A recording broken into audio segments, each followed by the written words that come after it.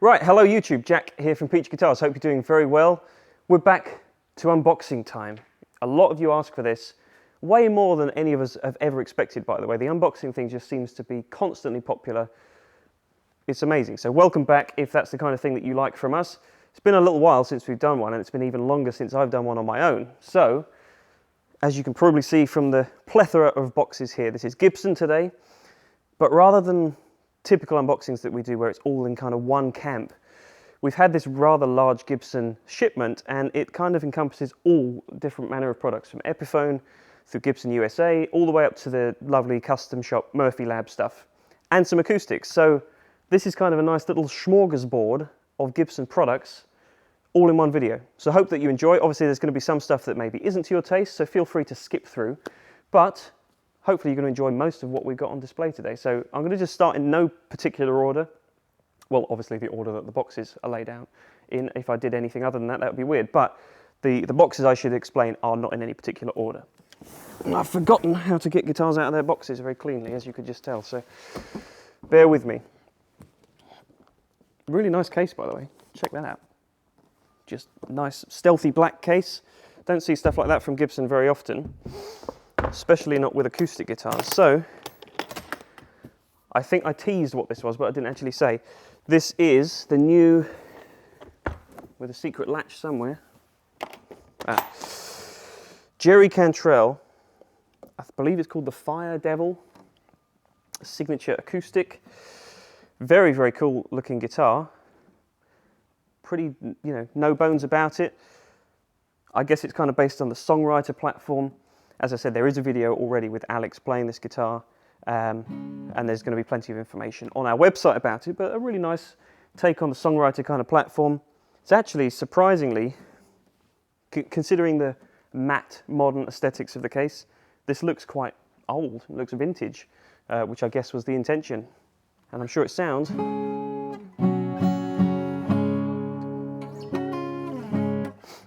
like a Gibson acoustic should. Warm, woody, resonant. Check out the video for the proper sound clips. But yeah, really nice way to kick things off. But rest assured, if you're not into acoustics, all the rest from here on out, every guitar is going to have at least one pickup. So that should be to your tastes, hopefully. But yeah, very cool acoustic. Just wanted to sort of sprinkle that in onto Electric City. And I know that this one is probably what most of you are going to be watching for. Going straight to the top end, the custom shop level. And I believe this is a Murphy Lab spec instrument as well. You can probably tell already. Brown case, slim brown case often means money. Oh, very nice. A very lightweight comparatively to other 59 spec Les Pauls. Very lightweight 59 Les Paul. This is the 70th anniversary now, they're noting here, I presume, of the Les Paul model from 52 to 2022. So that's quite cool for this year. I was wondering what they were going to do with their anniversaries this year, and that is a logical one that I think a lot of us missed. So there you go, 70 years of the Les Paul. And it culminates in guitars like this. Very, very lovely. I'm going to say lemon burst. Could be wrong on that. I'm sure you'll correct me in the comments. Lovely looking guitar. Really clean. For a 59, it's kind of the right balance of flaminess without being too overbearing and inauthentic at the same time. So really, really good guitar. Really light as well. I'm quite surprised by that. Serial number, if you're interested, is 92070. But that's a really cool 59 Les Paul. Nice way to start off the electric section. Got another one here. So I said these were in no particular order, but it seems that maybe they are just a little bit. Another Murphy Lab Les Paul coming up. But let's see if this is a little bit of a different take on the finishes, or the spec differs in any way to that previous guitar. Now that I like very much. Another 59, more of the tobacco burst, and I'm still not completely au fait with how Gibson name their finishes these days. This could be Kindred burst or something like that. It kind of looks fairly similar to the old tobacco burst finishes, but a little bit lighter, a little bit less black, and a little bit more red around the edges. Beautiful finish. Another 59. I'm loving what they're doing with the pickups on these Murphy Lab guitars. They're all kind of proprietary 59 spec, or whatever the year of reproduction they're going for is. They're kind of proprietary to those models, which is a nice way of doing it, and obviously how it would have been done back in the day as well. And one thing I didn't point out on that last guitar, but this one definitely has, is the ultralight aging on this. It's barely noticeable, but you just see a little bit of checking. Hopefully you can kind of capture it in this video, but obviously the nice tasty pictures we take of all the guitars and all that stuff will be on the website by the time you see this. So that's a very, very good example. This one, interestingly, doesn't have the same 70th anniversary plate, so this could be from last year's production, but still same spec. The guitar is exactly the same, just obviously in a different color. Serial number is 912601, and if you want this kind of guitar with this kind of finish, why not get this one? It's another thin brown case, so let's see what we got inside. Okay, that's interesting. So similar, well, same color, in fact, I believe, as the first Les Paul you would have seen. Looks a little bit darker, and it looks like a slightly heavier relic on this guitar as well. So this is probably stepping up to either the light aged, it's definitely not heavy age, so it's probably that nice in-between of the light age, which I believe is the most popular of the Murphy Lab relic options that we have at the moment. The light age just kind of gives you a little bit of everything, you know, nice little bit of buckle rash on the back, the lovely checking on the top, the nice fading of the finish, the nice worn in feel to the neck as well, but without it looking like it's been dragged behind a truck, as people like to often say, who are skeptics of the whole relicing thing. As I always like to do in these videos, what do you think about relics? And in particular, ones that are tastefully done like this. I can understand the contentious nature of real heavy aged guitars, but I think this is kind of dead on. What do you think? Anyway, serial number of this one is 92092, so very, very similar to that last one, and this is part of the 70th anniversary Les Paul. I don't know if it's going to be a collection or just obviously limited production for 2022, but it's one of the first. So hopefully that's a sign of things to come for the rest of this shipment and for the rest of the year. But very, very nice. Here's one more from the custom stable. And this is going to be a good one, I think. So I won't tell you what it is just yet, but you can probably tell it's a bigger box. It's going to give me a harder time getting it out of its box. Right, I'm sure some of you would have expected this as soon as you saw the box. But for those who didn't, this is a guitar that holds quite a special place here on the channel's heart, I should say, because we recently did a video, which if you hadn't seen, will be up in the corner, the top corner of this video. You can click on that and check it out, where John compared his original 64335 to my reissue 64335, basically same spec as this guitar, though being a year or two newer now, they've just pushed on and on and on, even more so with the developments for these reissue guitars. They're getting better and better with each succeeding year. This one feels quite similar, just on initial impressions, but I'd love to plug this in, hear the difference, which I presume they've applied to the pickups and some of the build techniques. This is not one of the Murphy Lab finished relic guitars, so if that's not your thing and you want just a nice, lovely VOS Gibson in a gorgeous cherry finish with the 64 spec, here you go. These things never seem to last very long. That's exactly why I leapt on my one when I decided to buy one, because they just come in and they go. So I'm surprised this is even still here to do this unboxing, but luckily for you, whoever's watching, if you've been after one of these for a while, you got one, so be quick. So we're going to get into something a little different now, which I'm sure some of you have been waiting for. You're probably bored of all this custom shop stuff. Old guitars, boring. Anyway, we're still looking at a fairly old style of guitar here, but obviously we're moving to the USA collection from Gibson, which for all intents and purposes, this is what Gibson do best. This is what they've always done as their kind of bread and butter line for the players, you know, for players who don't want to spend thousands upon thousands of pounds on a giggable recording studio-able instrument, you know, a touring guitar. These are often perfect for that. And when they reintroduced the original collection a couple of years ago and just streamlined their offerings, made everything a little bit more easily digestible, and made the specs actually what players wanted. I know that we here are all very impressed with them and still continue to be so.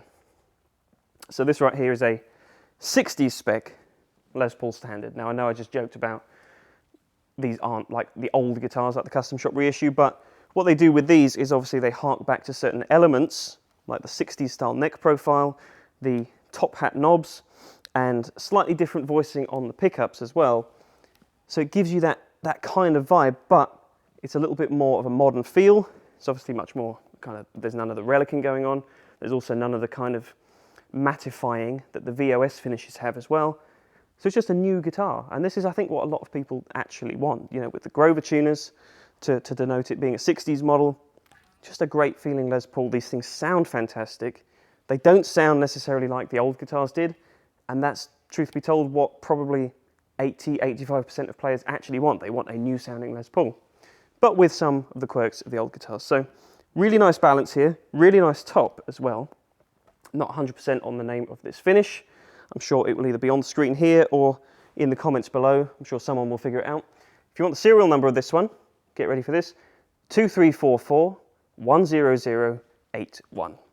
But I believe there's quite a few of these instruments, so if you miss out on this particular one, you will still get the chance to pick up a 60s or a 50s Les Paul Standard of your choosing. You may have recently seen on the channel that we unboxed a rather special new signature Les Paul from one of, if not the most significant artist for Gibson products, and also launching the brand new Gibson records with that guitar as well. Now this is something that a lot of people actually asked for on that video, which is a slightly different version of said signature guitar. So let's check it out and then I'll explain what I mean. That's the way it should be. Left-handed version of the Slash signature. This is the Appetite Burst, so arguably the most famous, the most prolific, the most desirable finish of the Slash collection. But finally in left-handed, we get a lot of messages from people talking about left-handed guitars and the lack thereof, but they do come through fairly steadily, and this is just a really nice example. I'm actually quite jealous because that's a very nice top for this left-handed guitar. I think what you often find is that they're worth the wait when they come through. They maybe take a little bit longer, but for whatever reason, you guys always seem to get lucky and get really, really nice tops when they do come through. So if the new, whatever it was, translucent cherry number 4 limited edition wasn't your thing and you just want a fairly bare bones Slash guitar with an awesome finish and you happen to be this way inclined, there you go. No more complaining, all right? All right, so now we're kind of moving on to a section hitherto unseen in any Peach Guitars unboxing, as far as I can remember anyway. I want to check out some Epiphone stuff because this is stuff that people have actually been waiting for a long time. Obviously, everyone understands the global issues that brands have had with supply chains and whatnot, and we just haven't seen things that we expected to see this time last year even. It's been a challenging time, but here we are, finally starting to see some of them. That's a proper chunky gig bag, so I understand the naysayers about gig bags with premium guitars, but at these kind of price points you understand it, and the fact that they've made the effort to make it as chunky and reliable as that. All right, I'm sure some of you may have guessed. Our pal Jared with his signature line of stunning blues power Les Paul Juniors. This is the Gold Glory. We've seen Old Glory, which was the black finished guitar. This was teased, I think we spoke to Jared probably about this time last year, maybe a little longer, about this guitar. I was really keen to try one out. I think maybe I got to try one and then they all disappeared. So they're back, finally. Really cool gold top Les Paul. Everyone seems to love a gold top Les Paul. Gold all the way up the back of the neck as well. And now here's the thing with Epiphone guitars, because this has always been the setback for them in terms of the eyes of people who just want to buy Gibson or guitar with Gibson on the headstock. It's about the feel. You know, sound can be whatever you want it to be. You can always change pickups, you can always tweak electronics. The feel is what is really important on these kind of slightly more affordable instruments. And just straight out of the case, this feels solid. No rough fret edges, nothing feels imbalanced. The action is good, the relief in the neck is nice, and this hasn't even been through the standard setup process that we get here at the shop. And in fact, if you buy one of these, you can now select for plec upgrade options as well. So there's so many things that can be done, but even just straight out the case, This is just one guitar that randomly came off the shipment. You can rest assured that this is going to feel great, and I already know that this is going to sound great because Jared makes it sound great. I probably do less so, but either way, whatever you do with this thing is going to be really cool, really direct, really simple, really honest, and it feels great, as good as it looks and as good as it sounds. Here's something that we genuinely haven't seen before. I'm just going to have to tear into this box, I'm afraid. Oh, okay. That's honestly not what I expected. I mean, I knew it would be this guitar, but I didn't think it would look quite like this. So, obviously with the inclusion of the new Dave Mustaine models and all these kind of things, Gibson have a slight different focus now on more contemporary metal artists. So this is the very cool, I believe it's Brendan Small from Death Clock and various other very cool metal-based projects. Signature Explorer. Gorgeous finish, which is actually quite a nice top for an Epiphone. Nice matte black on the back, on the neck and on the body. Set neck as well, which quite premium features you've got here. Proper Floyd Rose. I'm not sure what these pickups are, but they're going to be something quite chunky, I would imagine. Be quite interested to plug this thing in. And for anyone who's ever played a Floyd Rose guitar in anger before, you'll know how frustrating it is when you can't find the damn Allen keys. So they've included 2 on the back of the headstock. Very handy indeed. So you'll never have to be searching for that. You can always have this thing in tune. You can always have it ready to go. This neck feels awesome. Really chunky. Not thin and weedy like sort of modern shred guitars have a tendency to be. This feels like a proper solid Gibson, I'll say it. Really nice finish. Really cool guitar in a proper case as well. Now I've got one more Epiphone here. And this one is a guitar that I have seen before, though not in the flesh. Now I've seen a lot of people actually asking after these guitars. Again, probably this time last year, I think it was around when it debuted, maybe even before that. Emily Wolfe Sheraton model. Really cool, stealthy matte black guitar. This is obviously a bit of a thing for Epiphone at the moment, these matte finishes, and they do it very well. Gold hardware, real simple. I would imagine just a volume for each pickup and a master tone. Yeah, that looks like what it is. Really cool. It's kind of got a bit of the Trini Lopez thing going on as well, if you like that kind of thing. And a nice little signature decal up there. The Wolfe. Makes sense, really. Yeah, really nice, no frills. I love that signature guitars are kind of going this way now, because gone are the days of very hyper-specific aesthetics for signature guitars, which meant that if you didn't like that artist, why would you even consider buying their guitar? These days, if you didn't know this was a signature, it's just an awesome, stealthy, simple rock machine from Epiphone in a nice case. Now I wanted to finish with this because this is kind of the antithesis for all the cool value propositions I've been talking about so far, which indeed they are. You've got to have good, accessible, value-laden guitars for anyone who wants to go out and play gigs and record and whatnot. But on the flip side of the coin, you've also got to have some pretty tasty special stuff that makes people drool, and even if you never own one in your life, you just enjoy looking at it. I think that's what a lot of us really enjoy doing. So this is one that I saw on the website and I was very keen to see in the flesh. And it hasn't disappointed. Gold 64 spec SG from the Gibson Custom Shop, Murphy Lab. So can't really tell if there's a relicking situation going on here with this guitar. It's very subtle if it is, but as with all 64 spec SGs that I've played in the past, very comfortable. It's VOS, I've just been told, so that would explain why I can't see it. But yeah, very comfortable. Even though they don't have the relicking or the checking to them, I'm just going to stop talking because it's a gold SG. So if you want a gold SG in your life, get this one, because I don't need to try and sell you a gold SG, do I? You either want it or you don't, and I think probably 99% of you do, and I'm among that 99%. So if you've made it this far, I hope that this has been worth the wait, and comment the word gold down in the comments just to let me know that you're still watching, because I always like to know the people who make it to the end You're the best, people. So thank you very much for watching. I hope that you've enjoyed this rather varied unboxing.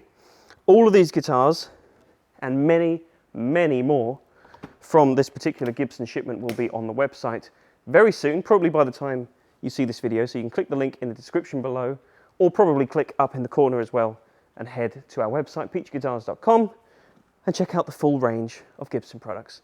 Anyway, thank you very much as always for watching. Take care, let me know your thoughts in the comments below, and I'll see you very soon. Bye-bye.